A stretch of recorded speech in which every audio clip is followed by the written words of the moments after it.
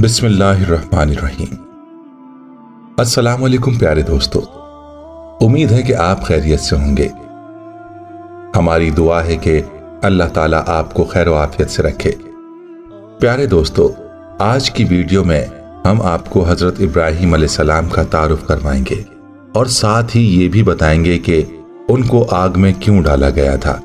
प्यारे दोस्तों, वीडियो का आगाज करने से कबल आपसे एक इल्तमास करना चाहते हैं कि अगर आपने अभी तक हमारे चैनल इस्लामिक टीचर को सब्सक्राइब नहीं किया हुआ है तो सबसे पहले आपसे गुजारिश करते हैं कि आप हमारे चैनल इस्लामिक टीचर को जरूर सब्सक्राइब कर लें और साथ ही लगे बेल के बटन को भी प्रेस कर लें ताकि फ्यूचर में आपको अपलोड होने वाली मजीद मालूमाती वीडियोस का नोटिफिकेशन हासिल हो सके।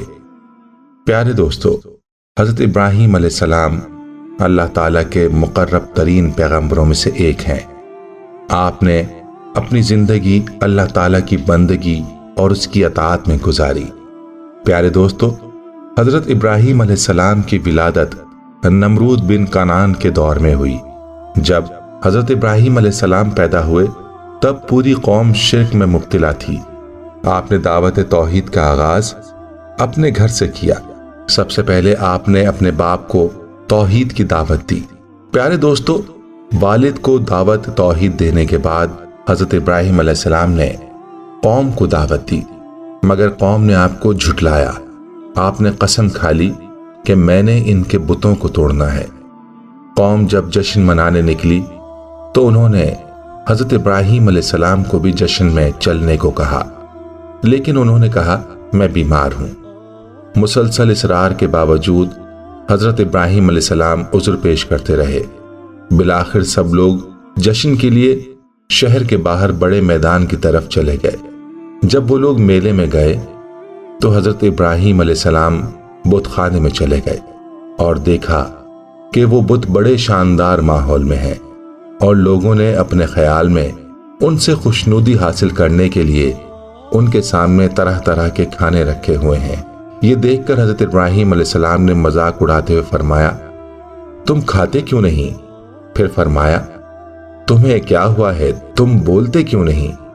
और फिर उन सब बुतों को तोड़ डाला जैसा कि अल्लाह ताला ने फरमाया। उन्हें तोड़कर टुकड़े टुकड़े कर दिया सिवाय उनमें से सबसे बड़े बुत के, शायद वो उससे रुजू करें।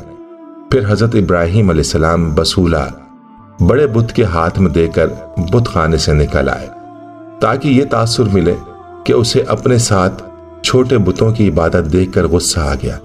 इसलिए उसने इन्हें तोड़ फोड़ डाला और वो ये हाल देखकर पूजने से बाज आ जाएं और नसीहत और इबरत हासिल करें कि ये क्यों कर हमारे माबूद हो सकते हैं जो खुद आपस में लड़ते हैं। जब लोग जश्न से फारिग हुए, अपने माबूदों की दुर्गत बनी हुई देखी तो अफसोस और फिक्र में मुब्तला हो गए और कहने लगे, हमारे माबूदों के साथ ये मामला किसने किया? और कहने लगे, जिसने भी किया वो जालिम है और हम उससे इसका बदला जरूर लेंगे। रियाया के संजीदा लोगों को तलब किया गया ताकि मशवरा किया जा सके। बिलाखिर ये तय पाया कि एक आम दरबार मुनक्किद किया जाए जिसमें सब लोग हाजिर हों और उस नौजवान को भी तलब किया जाए और उससे बाकायदा मुकालमा किया जाए ताकि वो लाजवाब होकर हमारे माबूदों के साथ अच्छा बर्ताव करे।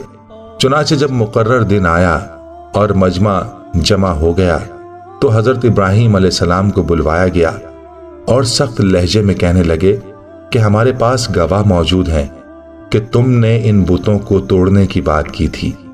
हमें यकीन है कि ये काम तुम ही ने किया है। तुमने ऐसा क्यों किया? इरशाद रब्बानी है, हजरत इब्राहीम अलैहिस्सलाम ने उन लोगों को शर्मिंदा करने के लिए कहा कि ये सब मुझसे क्यों दरियाफ्त करते हो? इस सबसे बड़े बुत से पूछो, अगर ये बोलने पर कुदरत रखता है तो तमाम माजरा बता देगा और सब मुतमईन हो जाएंगे। ये सुनकर सबने शर्मिंदगी से सर नीचे कर लिए और उसी हालत में कहने लगे, ऐ इब्राहीम, ये तो तुम जानते हो कि ये बात नहीं करते। और फिर लाजवाब हो गए।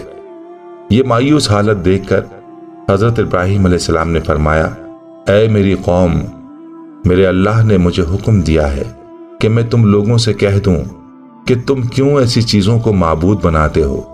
اللہ پاک کے سوا نہ کوئی تمہیں نفع پہنچا سکتا ہے اور نہ ہی نقصان، اور بس وہی عبادت کے لائق ہے۔ میں تمہارے ان بتوں سے بیزار ہوں، کیونکہ تم لوگ کچھ سمجھ نہیں رکھتے کہ جن بتوں کو تم پوجتے ہو وہ خود تمہارے تراشیدہ ہیں۔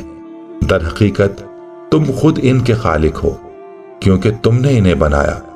اے قوم، اگر تم میں عقل ہے تو اس ہستی کی عبادت کرو جس نے تم کو پیدا کیا۔ یہ بت پرستی چھوڑ دو، کیونکہ یہ تمہیں کوئی نقصان نہیں پہنچانے والے۔ جب سبھی لاجواب ہو گئے تو قوم کے سرداروں نے یہ طے کیا کہ حضرت ابراہیم علیہ السلام کو عام لوگوں کے سامنے سزا دی جائے، تاکہ کوئی دوسرا اس قسم کی حرکت نہ کر سکے۔ اللہ پاک نے ان کی بری چالوں کا ذکر کرتے ہوئے سورہ صافات میں فرمایا، وہ کہنے لگے کہ اس کے لیے ایک عمارت بناؤ، پھر اس کو آگ کے ڈھیر میں ڈال دو۔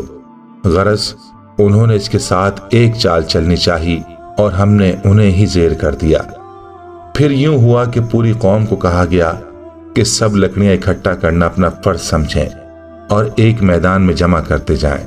جب کافی تعداد میں لکڑیاں جمع ہو جائیں تو ان میں آگ لگا کر حضرت ابراہیم علیہ السلام کو منجنیق کے ذریعے کسی اونچی جگہ سے اس میں پھینکا جائے، تاکہ وہ نکل نہ سکیں اور لوگ عبرت حاصل کریں۔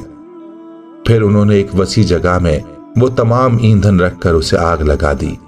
آگ روشن ہوئی، بھڑکی اور اس کے شعلے بلند ہو گئے۔ اس سے بڑی چنگاریاں اڑنے لگیں جو اس سے پہلے کبھی کسی نے نہیں دیکھی تھیں۔ شعلہ اس قدر اونچا ہوا کہ وہاں سے اگر 3 میل کے فاصلے پر بھی کوئی پرندہ اڑتا تو جل بھن کر خاک ہو جاتا۔ سب کافر سوچنے لگے کہ اب حضرت ابراہیم علیہ السلام کو اس الاؤ میں کیسے ڈالا جائے۔ لوگوں نے حضرت ابراہیم علیہ السلام کو پکڑ کر باندھ دیا اور مشقیں کس دیں۔ اس وقت آپ علیہ السلام فرما رہے تھے، اے اللہ، تیرے سوا کوئی معبود برحق نہیں، تو پاک ہے، جہانوں کا مالک، تیری ہی تعریف ہے، تیری ہی بادشاہی ہے، تیرا کوئی شریک نہیں۔ حضرت ابراہیم علیہ السلام کو ہاتھ پاؤں باندھ کر منجنیق میں رکھا گیا اور آگ میں ڈالنے سے پہلے حضرت ابراہیم علیہ السلام کا پیرہن اتار کر انہیں دوسرا پیرہن پہنایا گیا، کیونکہ ان کو ڈر تھا کہ اگر ابراہیم علیہ السلام نہ جلے تو سب کہیں گے کہ اس پیرہن کی برکت سے وہ محفوظ رہے۔ بس بہت سے آدمیوں نے مل کر منجنیق کو کھینچا اور حضرت ابراہیم علیہ السلام کو آگ کے الاؤ میں ڈال دیا۔ یہ عالم دیکھ کر آسمان پر فرشتے سجدہ ریز ہو گئے کہ اے مالک، تیرے خلیل کو دشمنوں نے آگ میں ڈال دیا۔ بعض علماء کا کہنا ہے کہ حضرت جبرائیل علیہ السلام ظاہر ہوئے اور فرمایا، ابراہیم، آپ کی کوئی حاجت؟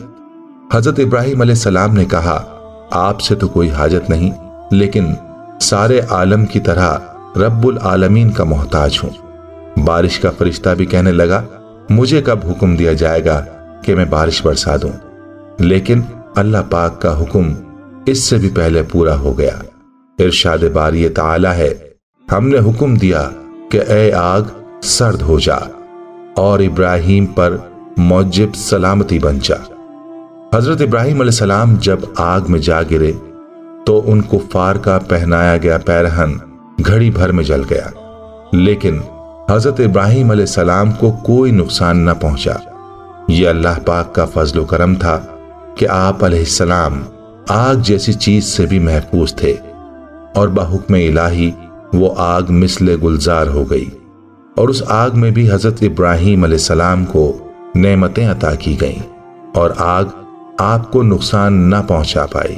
پیارے دوستو، ہم امید کرتے ہیں کہ آپ کو ہماری ویڈیو ضرور پسند آئی ہوگی۔ آپ سے گزارش کرتے ہیں کہ اگر آپ ہمارے چینل پر نئے ہیں تو سب سے پہلے آپ ہمارے چینل اسلامک ٹیچر کو ضرور سبسکرائب کر لیں اور ساتھ ہی لگے بیل کے بٹن کو بھی پریس کر لیں، تاکہ آپ کے پاس فیوچر میں اپلوڈ ہونے والی ویڈیوز کا نوٹیفیکیشن ملتا رہے۔ انشاءاللہ فیوچر میں پھر کبھی کسی موقع پر کسی نئی ویڈیو کے ساتھ دوبارہ آپ کی خدمت میں حاضر ہوں گے۔ تب تک کے لیے ہم آپ سے اجازت چاہتے ہیں۔ اللہ حافظ۔